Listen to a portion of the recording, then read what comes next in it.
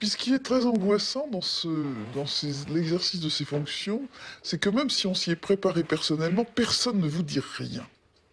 C'est-à-dire? Personne ne vous dit comment il convient de vous comporter, ce qu'il faut faire. La première fois que j'ai été nommé ministre, je me suis dit, je vais avoir des gens qui vont me dire, voilà, il faut faire ça, il va y avoir un type qui va me recevoir, qui va m'expliquer ce qu'il faut faire. On vous dit des choses, mais on ne sait pas trop si vous vous adressez à la bonne personne. On met des mois avant de réaliser qui détient vraiment le pouvoir. On met des mois avant de réaliser qui détient vraiment le pouvoir. Quels sont les conseillers occultes qui sont vraiment les gens qui comptent?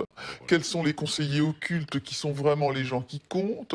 Vous pouvez être plusieurs années dans la machine en passant à côté de gens qui ont le réel pouvoir de décision, et sans les avoir détectés,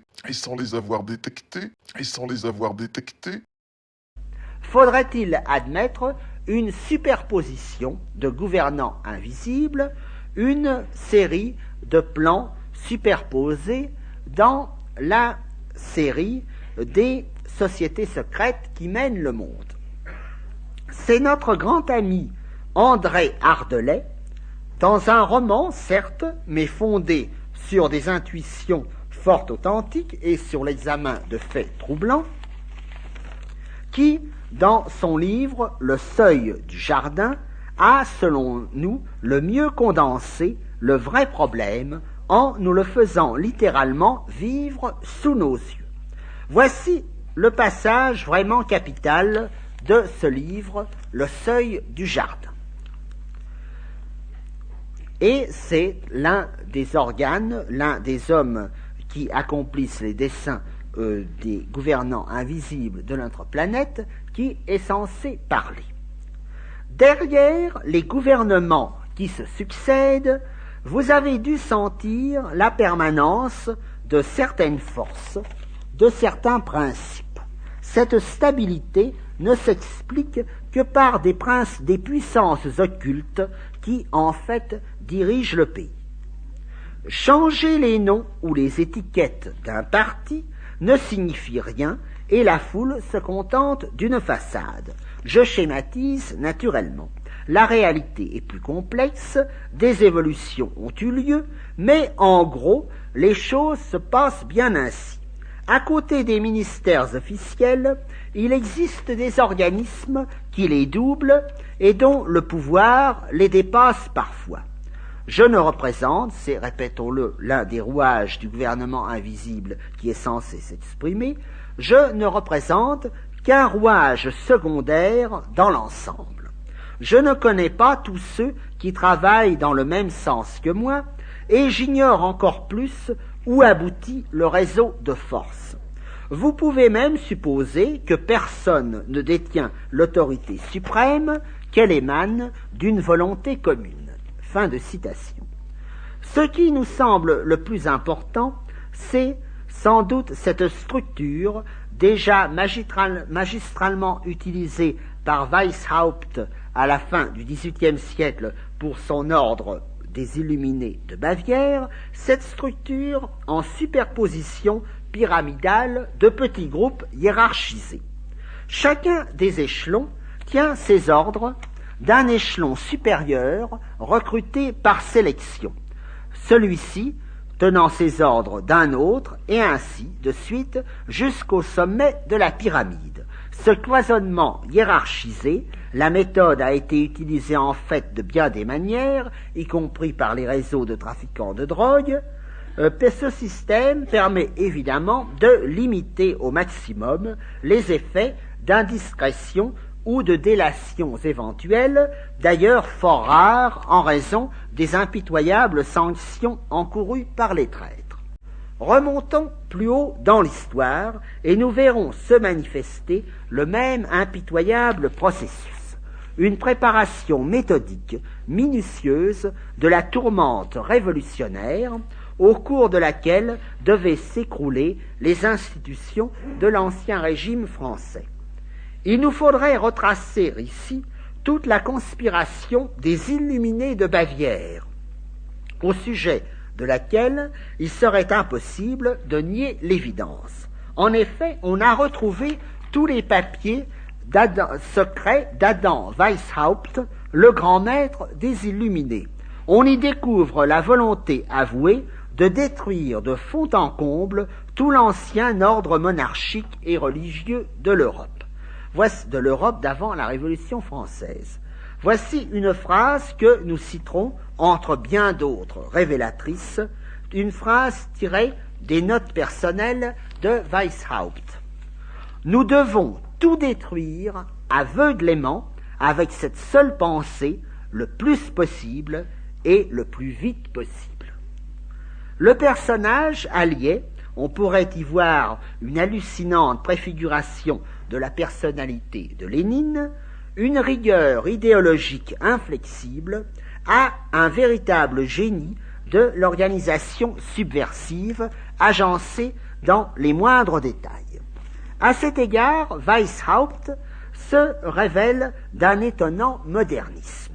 On le voit utiliser déjà la méthode, si bien connue des services secrets de divers bords, de l'implantation préalable d'agents dits, c'est la terminologie spéciale du renseignement, dormants entre guillemets. Ils sont très difficilement décelables, sauf en cas d'une délation imprévue aux échelons supérieurs, car, comme leur nom même l'indique, ils n'accomplissent aucun acte subversif jusqu'au moment où ils reçoivent l'ordre d'accomplir leur rôle précis et lui seul, bien établi au préalable. Weishaupt et ses lieutenants avaient pu constituer de la sorte, en Allemagne et en France, tout un réseau discret de transmission qui se révélait singulièrement efficace. Et au moment voulu, ce réseau réalisa là le paradoxe d'être, bien qu'uniquement constitué de piétons, d'être plus rapide que la poste officielle à cheval. Baruel, cet auteur tendancieux, certes, mais qui eut accès à des documents authentiques, l'explique fort bien. Ainsi, de proche en proche et de main en main, les ordres se transmettaient avec une célérité incomparable, car ces piétons n'étaient retardés ni par le mauvais temps, ni par les accidents ordinaires aux cavaliers, aux voitures. Un homme à pied s'en tire toujours quand il connaît le pays, et c'était justement le cas. Il ne s'arrêtait ni pour manger ni pour dormir, il ne faisait jamais plus de 2 lieues. La malle-poste mettait 10 heures de Paris à Orléans, et s'arrêtait 1 heure. Il y a 30 lieues. 15 ou 20 piétons qui se succédaient pouvaient y arriver de Paris en 9 heures, coupant par des sentiers et surtout ne s'arrêtant nulle part. Dans l'ouvrage intitulé « Le tombeau de Jacques de Molay », imprimé en 1797, Cadet-Gassicourt apporte une lumière singulière sur la raison pour laquelle il s'agissait d'une symbolique mais concrète vengeance posthume exercée sur les descendants de Philippe le Bel. Les insurgés parisiens d'août 1792 firent emprisonner Louis Capet et ses proches dans le donjon du Temple. Cadet-Gassicourt révèle le serment prêté par les initiés qui voulaient symboliquement venger Jacques de Molay et le dernier grand maître du Temple et ses compagnons de supplice. Ils juraient, je cite, d'exterminer tous les rois et la race des Capétiens, de détruire la puissance du pape, de prêcher la liberté des peuples et de fonder une république universelle. La situation complète, au point de vue des coulisses occultes de la Révolution française, se révélerait néanmoins fort complexe du fait de l'affrontement au sein des sociétés secrètes supérieures d'alors entre les républicains, dits tenants de la montagne rouge, et les conservateurs, ceux dits de la montagne blanche. Pourtant, on remarque tout de suite que les instances vraiment supérieures des gouvernants invisibles firent tout alors pour assurer le triomphe à la première tendance, celle des républicains, qu'ils estimaient seuls capables de réaliser leur plan minutieusement arrêté pour le moment prévu dans le cycle de l'évolution de l'humanité. Cela explique la manière dont se trouveront traités certains êtres parvenus, sans nul doute, au niveau des dirigeants invisibles supérieurs, mais qui avaient voulu, par fidélité monarchique et aussi, combien on les comprend, par humanitarisme, qui avaient voulu empêcher le renversement brutal de l'ancien ordre des choses. Pour expliquer ce qui semble si difficilement admissible, certes, pour notre sensibilité, pour essayer de comprendre l'optique si spéciale des instances supérieures du gouvernement invisible de la Terre, il faudrait bien relire et méditer, car elle nous révélerait bel et bien toute la clé des événements de l'actuelle fin de cycle, les confidences faites à Trebitsch Lincoln, nous parlerons de lui dans un instant, par son maître spirituel britannique, Harold Beckett.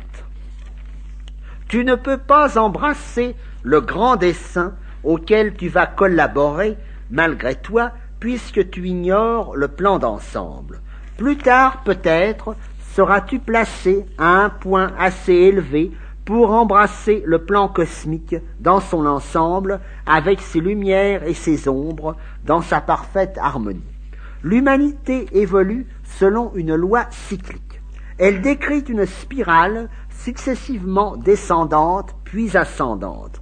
Pendant la descente, tous les maux, toutes les erreurs, tous les crimes s'accumulent.